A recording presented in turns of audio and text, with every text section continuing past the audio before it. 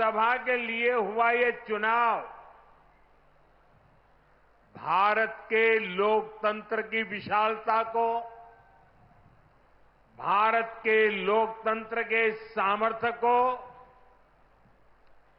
भारत के लोकतंत्र की व्यापकता को, भारत के लोकतंत्र की जड़ों की गहराई को दुनिया के सामने पूरे सामर्थ्य के साथ प्रस्तुत करता है। इस चुनाव में देश के 64 करोड़ से ज्यादा लोगों ने मतदान किया है। पूरी दुनिया में इससे बड़ा चुनाव कहीं और नहीं होता है, जहां इतनी बड़ी संख्या में लोग वोटिंग में हिस्सा लेते हैं। अभी मैं G7 की बैठक में हिस्सा लेने के लिए इटली गया था। G7 के सारे देशों के सारे मतदाताओं को मिला दे तो भी भारत के वोटर्स की संख्या उनसे 1.5 गुना ज्यादा है। यूरोप के तमाम देशों को जोड़ दें, यूरोपियन यूनियन के सारे मतदाताओं को जोड़ दें तो भी भारत के वोटर्स की संख्या उनसे 2.5 गुना ज्यादा है। इस चुनाव में 31 करोड़ से ज्यादा महिलाओं ने हिस्सा लिया है। ये एक देश में महिला वोटर्स की संख्या के हिसाब से पूरी दुनिया में सबसे ज्यादा है। ये संख्या अमेरिका की पूरी आबादी के आसपास है। भारत के लोकतंत्र की यही खूबसूरती, यही ताकत पूरी दुनिया को आकर्षित भी करती है, प्रभावित भी करती है। मैं बनारस के हर मतदाता का भी लोकतंत्र के एक उत्सव को सफल बनाने के लिए आभार व्यक्त करता हूं। ये बनारस के लोगों के लिए भी गर्व की बात है। काशी के लोगों ने तो सिर्फ MP नहीं बल्कि तीसरी बार PM भी चुना है। इसलिए आप लोगों को तो डबल बधाई।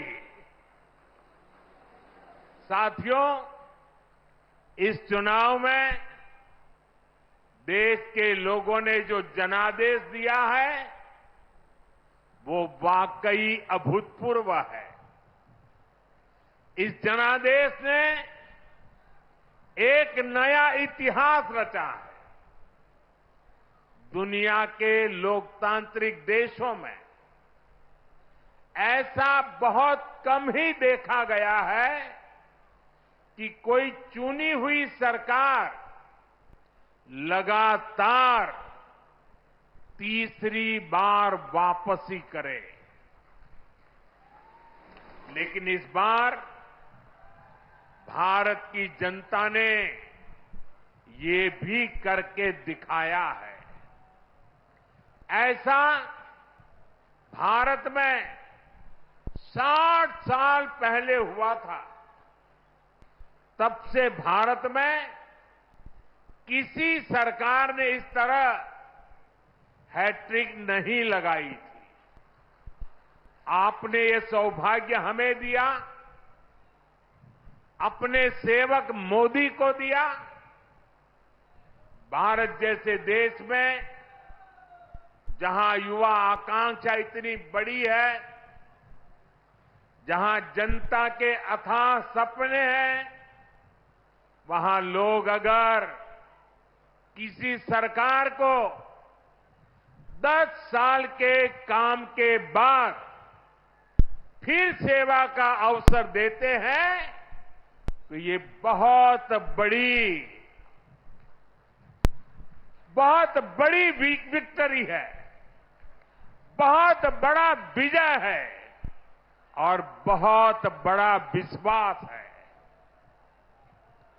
आपका ये विश्वास मेरी बहुत बड़ी पूंजी है। आपका ये विश्वास मुझे लगातार आपकी सेवा के लिए, देश को नई ऊंचाई पर पहुंचाने के लिए कड़ी मेहनत करने की प्रेरणा देता है। मैं दिन रात ऐसे ही मेहनत करूंगा, आपके सपनों को पूरा करने के लिए, आपके संकल्पों को पूरा करने के लिए मैं हर प्रयास करूंगा। साथियों, मैंने किसान, नौजवान, नारी शक्ति और गरीब, इन्हें विकसित भारत का मजबूत स्तंभ माना है। अपने तीसरे कार्यकाल की शुरुआत मैंने इन्हीं के सशक्तिकरण से की है। सरकार बनते ही सबसे पहला फैसला किसान और गरीब परिवारों से जुड़ा फैसला लिया गया है। देश भर में गरीब परिवारों के लिए 3 करोड़ नए घर बनाने हो या फिर पीएम किसान सम्मान निधि को आगे बढ़ाना हो, ये फैसले करोड़ों करोड़ों लोगों की मदद करेंगे। आज का ये कार्यक्रम भी विकसित भारत के इसी रास्ते को सशक्त करने वाला है। आज इस खास कार्यक्रम में काशी के साथ साथ काशी से ही देश के गांवों के लोग जुड़े हैं। करोड़ों किसान हमारे साथ जुड़े हुए हैं और ये सारे हमारे किसान माताएं, भाई बहनें आज इस कार्यक्रम की शोभा बढ़ा रहे हैं। मैं अपनी काशी से हिंदुस्तान के कोने कोने में, गांव गांव में आज टेक्नोलॉजी से जुड़े हुए सभी किसान भाई बहनों का, देश के नागरिकों का अभिवादन करता हूं। थोड़ी देर पहले ही देश भर के करोड़ों किसानों के बैंक खाते में पीएम किसान सम्मान निधि के 20,000 करोड़ रुपए पहुंचे हैं। आज 3 करोड़ बहनों को लखपति दीदी बनाने की तरफ भी बहुत बड़ा कदम उठाया गया है। कृषि सखी के रूप में बहनों की नई भूमिका उन्हें सम्मान और आय के नए साधन दोनों सुनिश्चित करेंगे। मैं अपने सभी किसान परिवारों को, माताओं बहनों को बहुत बहुत शुभकामनाएं देता हूं। साथियों, पीएम किसान सम्मान निधि आज दुनिया की सबसे बड़ी डायरेक्ट बेनिफिट ट्रांसफर स्कीम बन चुका है।